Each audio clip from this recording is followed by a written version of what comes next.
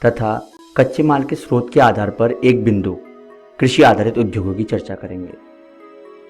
तो चलिए शुरू करते हैं आज का अध्याय। दोस्तों, वर्तमान समय में विनिर्माण उद्योग किसी भी राष्ट्र के विकास और संपन्नता का सूचक है। कच्चे मालों द्वारा जीवनोपयोगी वस्तुएं तैयार करना विनिर्माण उद्योग कहलाता है। सरल शब्दों में कहें कि किसी कच्चे माल द्वारा उपयोगी वस्तुओं को तैयार करना ही विनिर्माण उद्योग कहलाता है। जैसे कपास से कपड़ा बनाया जाता है। पहले कपास एक कच्चे माल के रूप में फैक्ट्रियों में ले जाया जाता है, उसके बाद उसके ऊपर काम किया जाता है, श्रम लगाया जाता है और वस्त्र तैयार किए जाते हैं। इसी तरह गन्ने से चीनी बनाई जाती है, लौह अयस्क से लोहा और इस्पात बनाया जाता है, बॉक्साइट से एल्यूमिनियम आदि की वस्तुओं का निर्माण होता है।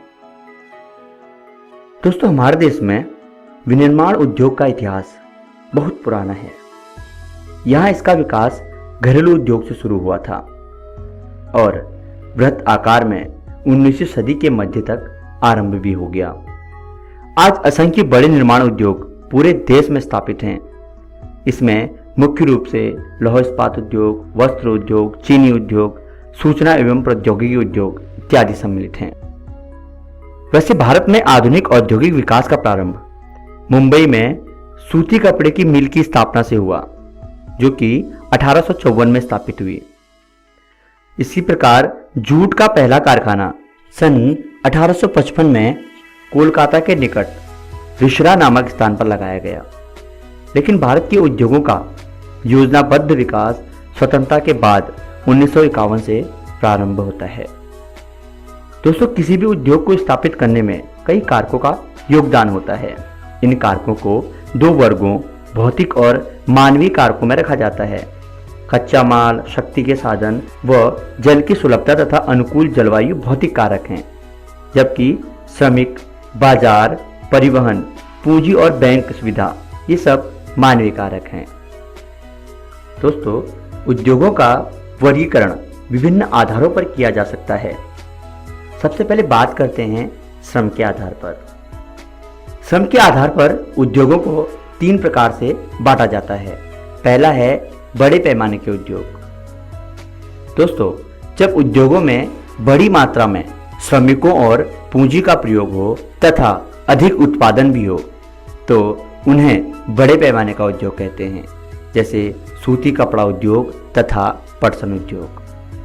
अगला है मध्यम पैमाने के उद्योग। इसमें न तो बहुत अधिक श्रम का प्रयोग होता है और न ही बहुत उत्पादन होता है, जैसे साइकिल, टेलीविजन और रेडियो उद्योग। श्रम के आधार पर वर्गीकृत एक और उद्योग है, वह है छोटे पैमाने के उद्योग। ऐसे लघु उद्योग एक परिवार के सदस्यों द्वारा चलाए जाते हैं। दोस्तों, ये ग्रामीण एवं घरेलू उद्योग हैं। इनमें पूंजी बहुत कम लगाई जाती है, जैसे हस्तशिल्प उद्योग। अब बात करते हैं कच्चे माल के आधार पर। दोस्तों, कच्चे माल के आधार पर उद्योगों को 2 प्रकार से बांटा गया है। पहला है भारी उद्योग। इन उद्योगों में भारी कच्चे माल का प्रयोग होता है। इससे निर्मित वस्तुएं भी भारी ही होती हैं। लोहा एवं इस्पात उद्योग इसका अच्छा उदाहरण है। अगला है हल्के उद्योग। इस वर्ग के उद्योगों में हल्के कच्चे माल का प्रयोग होता है, जिससे हल्के माल का निर्माण होता है। इलेक्ट्रॉनिक उपकरण तथा सिलाई मशीन उद्योग इसके उत्तम उदाहरण हैं। अब बात करते हैं स्वामित्व के आधार पर। स्वामित्व के आधार पर भी उद्योगों को 2 प्रकार से बांटा गया है। पहला है सार्वजनिक उद्योग। दोस्तों, इसमें भारी तथा आधारभूत उद्योग सम्मिलित हैं। इनका संचालन सरकार स्वयं करती है, अर्थात जो सार्वजनिक उद्योग होते हैं वे सरकार के नियंत्रण में होते हैं। दुर्गापुर, भिलाई तथा राउरकेला के लोहा इस्पात केंद्र सार्वजनिक उद्योग के उदाहरण हैं। अगला है संयुक्त अथवा सहकारी उद्योग। जब उद्योगों में 2 या 2 से अधिक व्यक्तियों या सहकारी समितियों का योगदान हो तो उन्हें संयुक्त अथवा सहकारी उद्योग कहा जाता है, जैसे ऑयल इंडिया लिमिटेड तथा अमूल इत्यादि उद्योग। दोस्तों, इसके अलावा कच्चे माल के स्रोत के आधार पर भी उद्योगों का वर्गीकरण किया गया है।